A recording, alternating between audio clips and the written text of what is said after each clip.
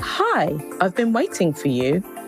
You've just clicked on the Just Do the Damn Thing podcast, and my name is Angie. Welcome to a brand new episode. Today, I want you to stop. I really mean it, stop. I want you to get a pen. I want you to get your phone. I want you to get something to drink and something to write on. Go ahead, pause the podcast, get those things, and then when you're in a comfortable chair, unpause me. Because today we're going to talk about the number one thing that is likely to be stopping you from living your best life. The life that you want to live on your terms.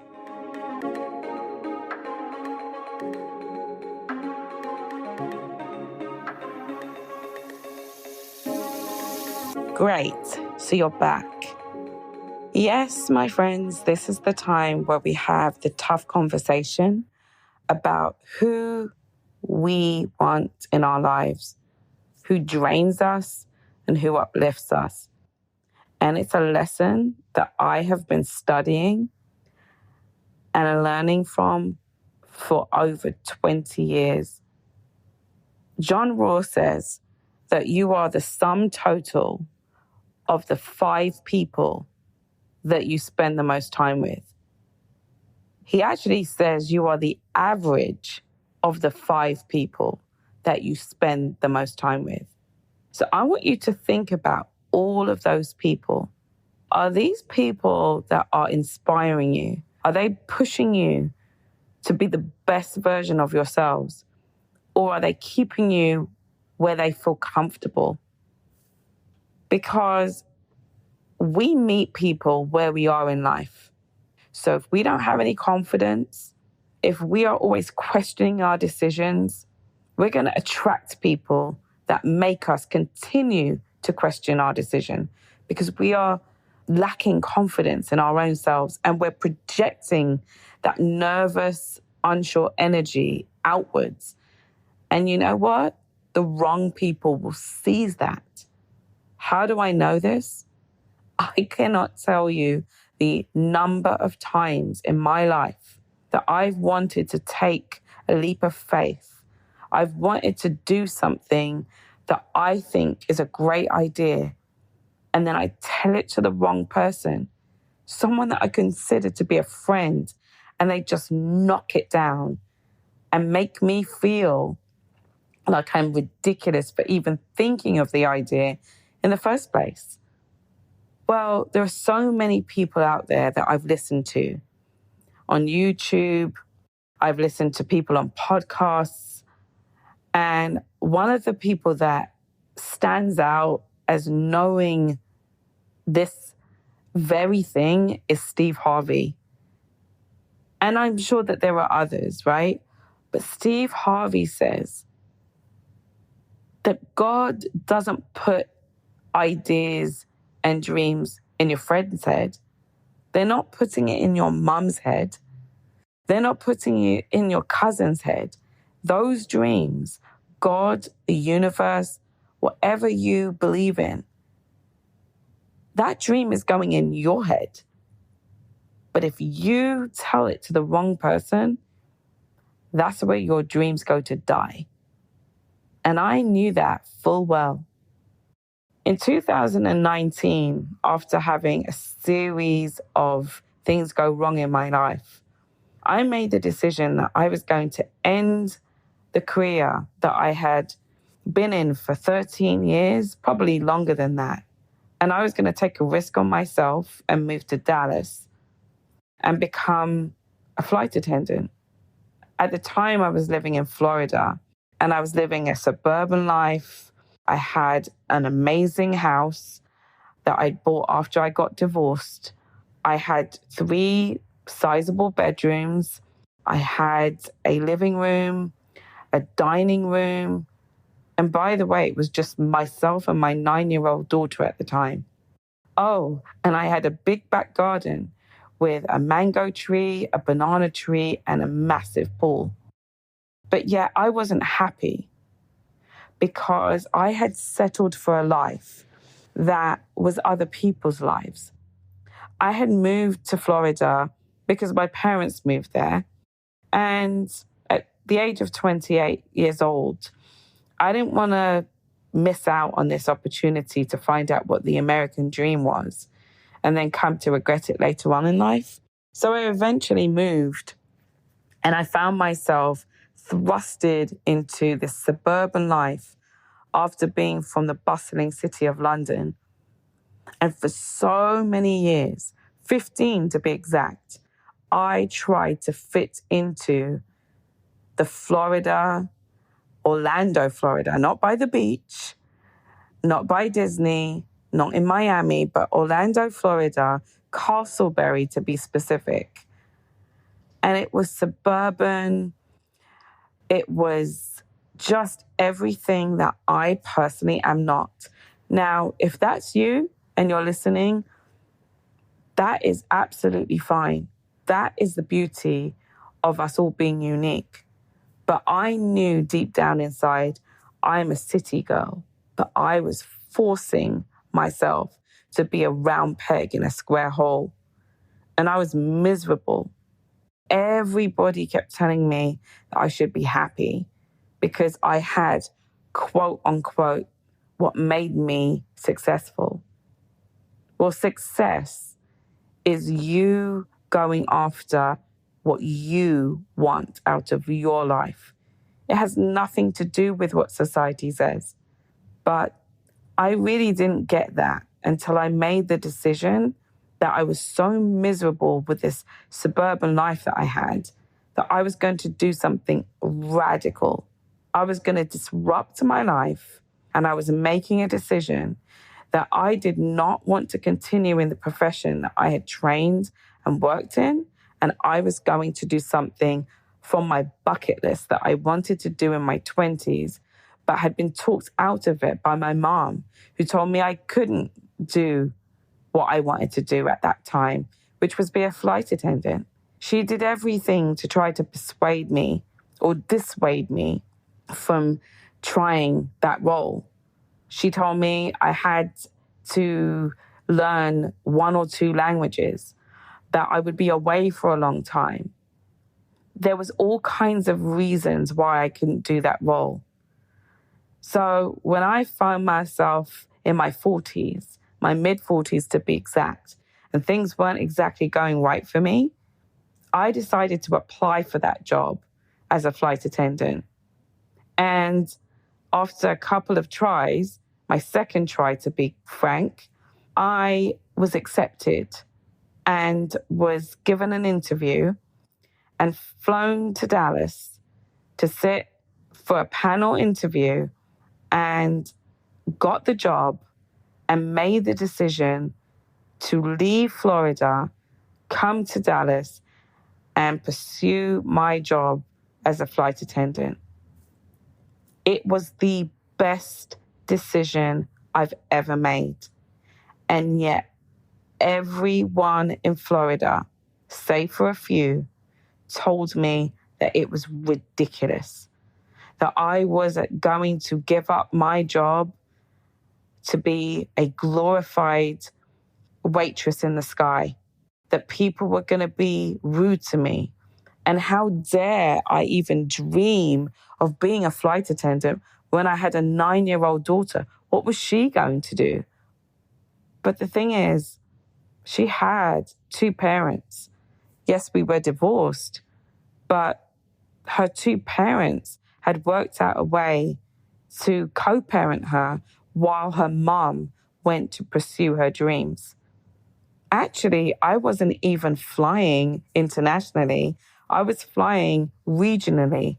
So I actually ended up having a lot of time to spend with my daughter when I wasn't working and I was on RAP, which means you are waiting to be on call to go to the airport to fly. And I was also available for my daughter on my days off, something I had never been able to do in my previous career. But again, if I had listened to those people, those naysayers that were judging me. And oh boy, there was a lot of judgment, and a lot of shaming me. So I want to tell you right now that the first step to you living the life you want is to look at who is on your board of directors. Because guess what? You have to be the CEO of your life. And your board of directors have to be there to support the mission and the vision of your company. Can you imagine being the CEO of a company and having board of directors that do not share your vision? In fact, they're trying to sabotage it, talk you out of your company vision. You would fire them. But yet you keep people in your life that are not the best panel. They are not the best board of directors for your company, which is called your life. Why are they around? Do they even believe in you? Or are they sitting on the sidelines, reveling when you make a mistake? Or comparing their lives to yours, thinking, you know what, at least I'm not her or him. You do not need these people in your life. And I know right now that you know exactly who I'm talking about. But I'm going to address the elephant in the room. People, sometimes this is your family member or your family members. But we love to throw around this phrase, family is everything. Blood is thicker than water. It's family. So, I have to be around and listen to my family. You know what? Family is who you choose it to be. I am not saying go around and X your family members out of your life. But if they're toxic, I am saying that. If they make you feel bad about yourself over and over again and the decisions that you make in your life, I am saying that. And if you're not willing to X them out of your life, you at least need to set very clear boundaries, because bad friends and bad family, and by bad, I mean bad for your life and what you want to do with your life, it's bad for your health. It's bad for your peace. It's bad for your happiness. Understand that sometimes it's not even that they don't want the best for you. It's that they don't want you to do anything that they would not be prepared to do. They are not prepared to take the risks that you want to in your life. So they will tell you not to do something that you were meant to do. Now, the point isn't about me being a flight attendant or not a flight attendant. It's about the fact that that's something that I wanted to do. And it wasn't even forever. I just wanted to experience something that I thought was out of reach for me, especially at the age that I was accepted into the flight attendant program. The amount of amazing people I met, the amount of amazing people that I was inspired by, the amount of joy that I felt. I got to do things that I hadn't done ever before. I got to put out fires. I got to jump out or do a simulated jump out of an airplane onto an inflatable slide that was so high that when I stood at the top of it, I froze in front of all of my classmates while they waited with bated breath to see if I would jump. Because if I didn't jump in 5 seconds, I was going to be exited from the program. I got to stay in a hotel and go off my complete faith that I would make it through this program and be able to fly and make a living as a flight attendant. Because for 1 month of doing flight attendant training, you do not get paid. So it was a huge risk for me, but it was a risk that I needed to take for me. Now, during that time, I had so much time to think and analyze my life. You know why? Because when I was off work, I was off work. When I finished flying for the day, I had the rest of the evening or the rest of those days off that followed to myself. It gave me a chance to clear my mind and to decide what I wanted to do with my life. And we'll explore that journey in other episodes. But for now, I want you to understand that your job today, do not delay this, is to go through your phone and see the last 10 people that you speak to on a regular basis. Look at the calls that came in, look at the calls that went out, and make a list. For, against. And that sounds harsh, but you know what? When you're running a company called your life, you have to make tough decisions. Some people need to be demoted. Some people need to be fired. Some people you've overlooked and they need to be promoted. And sometimes you need to do a complete hire. So I advise you to do that exercise and do it quickly. Because guess what? Your life depends on it. The other thing I need you to do is pay attention to how your friends and family act when you win. It's a really interesting exercise.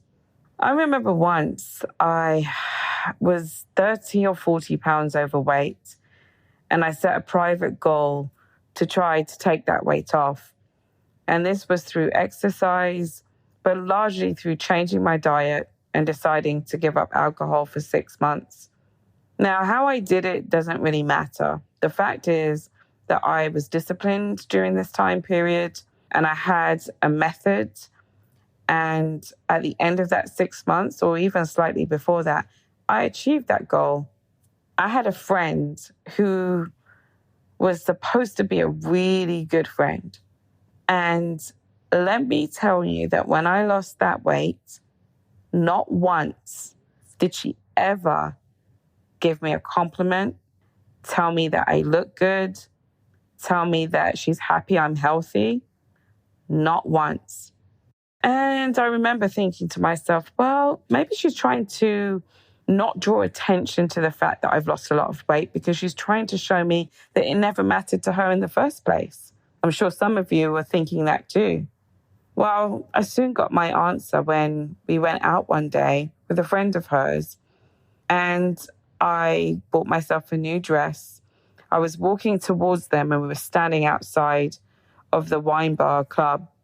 I walked upstairs and it wasn't clubbing in the sense of wild party or anything like that. It was just a place where you grabbed a quick drink and a bite to eat, caught up with friends and went home. Well, I remember we grabbed a table, we sat down and we were chatting and then I needed to use the bathroom. The music was playing really loud and I remember just making out that the friend, not my friend, but her friend, looked at me and said to my friend, wow, she is so beautiful. And then there was a unplanned pause in the music and I heard the friend, my friend, grunt, make a face and turn her head in disgust. To this day, she does not know I heard that comment because I didn't react. Although I was shocked, I turned around, used the bathroom, came back, and acted like I didn't hear a damn thing. Be careful who you have around you because not everyone is for you. Even if they do the most amazing things for you, have the biggest, grandest gestures, if there's even an ounce of jealousy or envy in them, that is not your friend. I did not learn that lesson that day. And so the lesson got bigger and bigger and bigger. In fact, I thought I was so unworthy and I had such a lack of confidence that it didn't even occur to me that anybody would want anything that I had, because in my mind, my life was a mess. Why would they want anything that I had? Why would they be envious of me? But when I look back, I look at the evidence, and the evidence is the looks. It's the silence when you win. It's the noise when you lose. And I say lose in inverted commas. They're often the first ones around to console you and help you lick your wounds because they like to see you doing badly. It makes them feel better. Understand that their goal is to make themselves look better. And you're there pouring out your heart, telling your friends and your family every woe that you have. And all they are doing is storing this information to use your life as a benchmark against theirs. And you know exactly what I mean, which is why you're still listening. Listen, not everybody is going to sit down and tell you the truth about your friends and your family. Maybe it's a sister. Maybe it's a cousin. Maybe it's a colleague at work that is befriending you. And you go out with them and you hang out, but there's just this niggling feeling inside that this person isn't for you.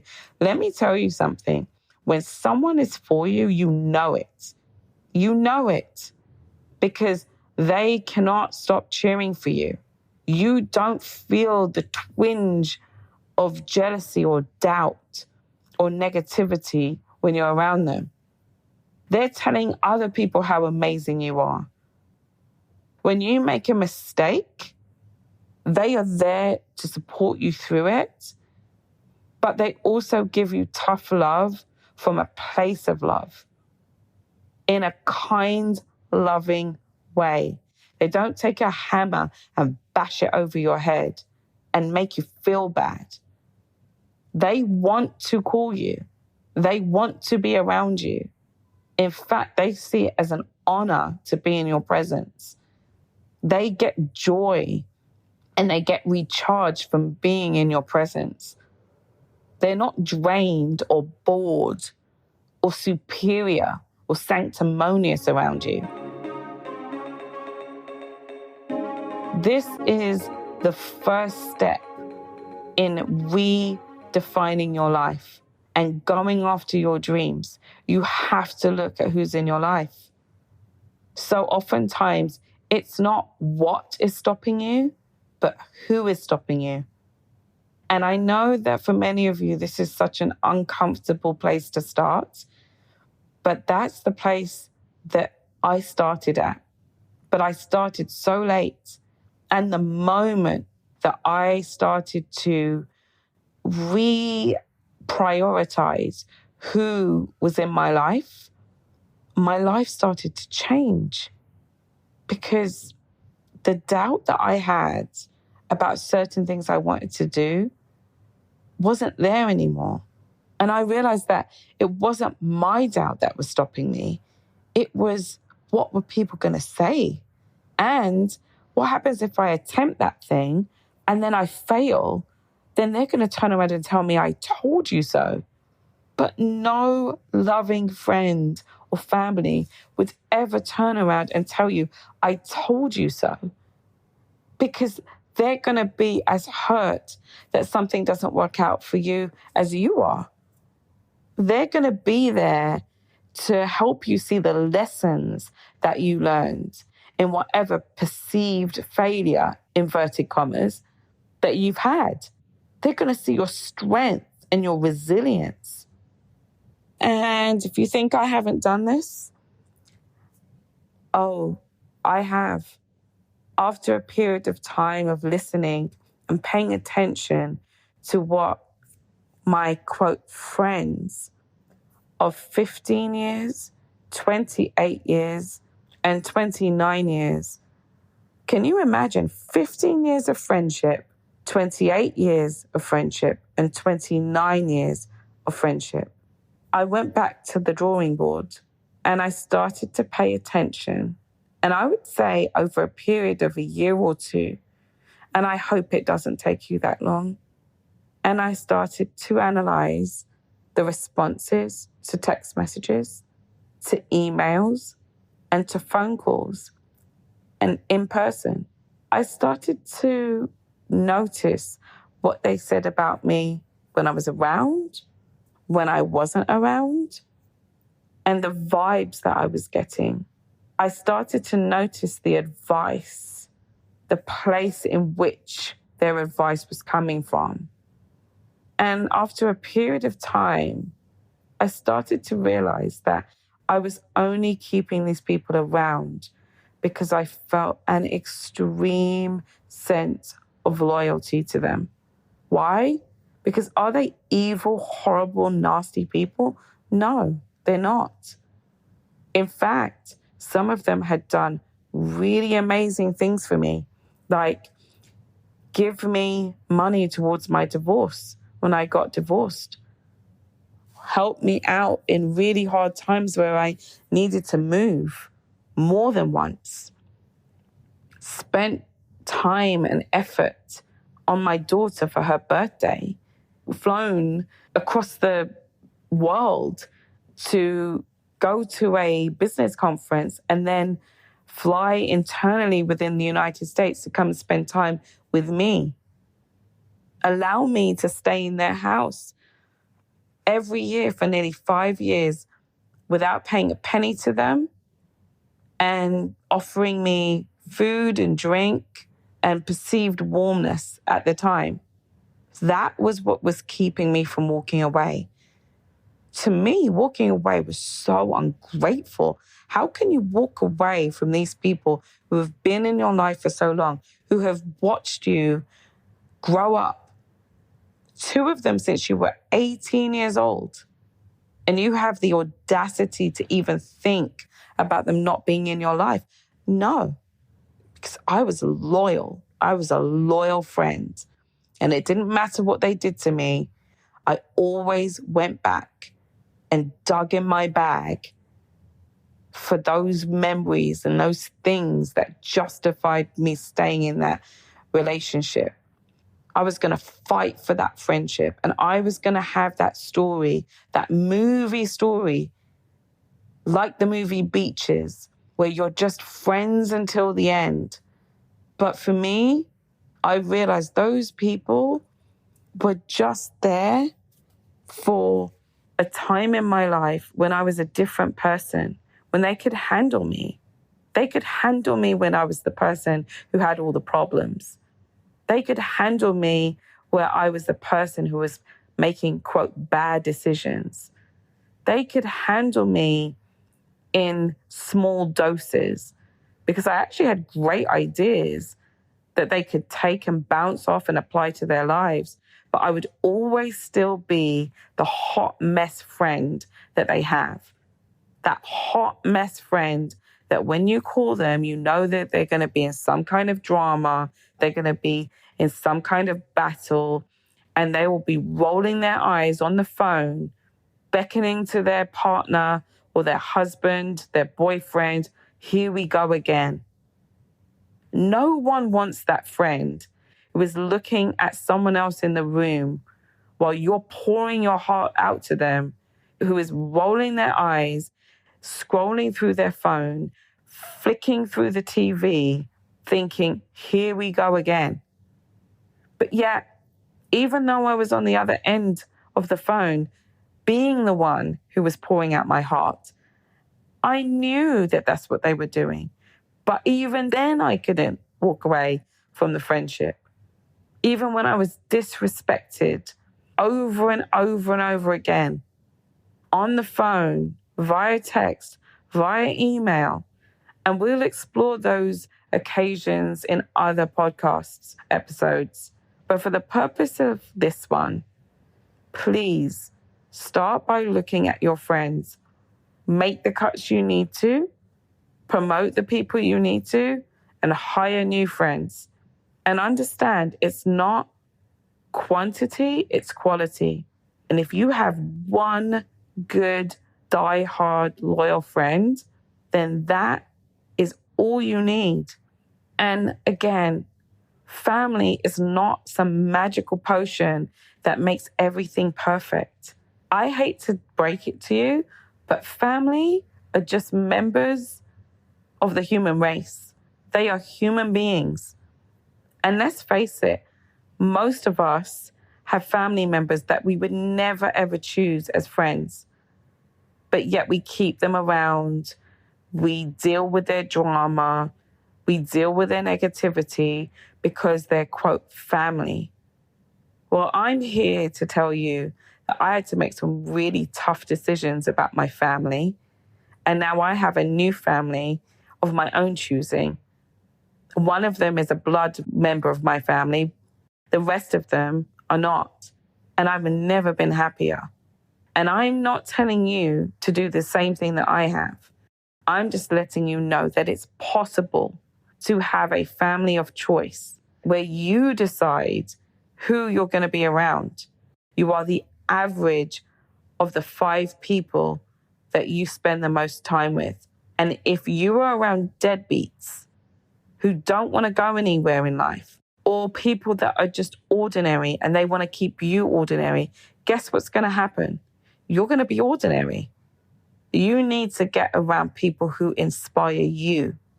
You need to get around people who lift you up, that you can look to and get inspiration from and feel encouraged. Because you're not going to get where you are if you are not around people who you want to be like. And that is a fact. If you look at any successful person on this earth, and by success, I mean they're living the life that they want to live, that they mapped out for themselves, not what society says that success is. Because I don't believe in that kind of success, unless that's something that you personally want from your heart. People who are successful always have people that are more successful at what they want to achieve in their lives. They're not staying with people that are ordinary, who are trying to bring them down. There's an old saying that when a crab is trying to escape a pot of boiling water, the other crabs try to drag that crab down into the water with them. I always thought that was so strange. Why would they want to do that? They don't want that crab to escape. They want to feel comfortable. And you leaving and moving on to new, bigger, better, brighter things makes them feel bad about where they are. They want to feel comfortable. They don't want you to change, because changing makes them look bad. They make it all about them. Guess what? Their life and their insecurities have got nothing to do with you. It would take me so long to go from the shy, insecure, unsure person to recognizing that I even have a pinprick of leadership qualities in me. If you had told me when I was in my early 20s, early 30s, or even early 40s, that I would have a podcast where I'm talking to you about life, I would have laughed you out of town, because there was just no way that I had the personality, I had the confidence to even dare to dream such a thing, let alone make it happen. I was also around people who were trying to keep me small. And this may sound like a negative way of thinking about people. I'm not trying to be negative. I'm trying to be real. This podcast is about making sure that you have all the tools and tips and as many resources as you can to live your life, because we only have one. This is not a dress rehearsal. I know you've heard that before. This is the real thing. Once my aunt told me that she saw something on Instagram where a man puts a jar in front of him and he collects 100 pebbles, or 100 stones, should I say. And he puts them in a jar. And then he takes out the amount of stones that correspond to each year that he has already lived. And that's assuming that he's going to live to 100. Why don't you try doing that? Why don't you try going and collecting 100 stones, order them off Amazon, get a bowl, get a jar, get whatever you need to, but count out 100 objects and then remove the amount of those objects that correspond with your age, and then see how many objects you have left, because that's the years left in your life, assuming you live to 100 years old. Don't you think it matters to make every single one of those years count? I had to learn the hard way, and I had to make really hard decisions. But I can tell you, I got stronger, I got more confident, I trusted my gut, and I'm in a completely different place. And that's what I want for you. So today's homework is sit down, have a hard, long look at who is your board of directors. Who are your board of directors? Who are they? What are their names? Where are they in their life?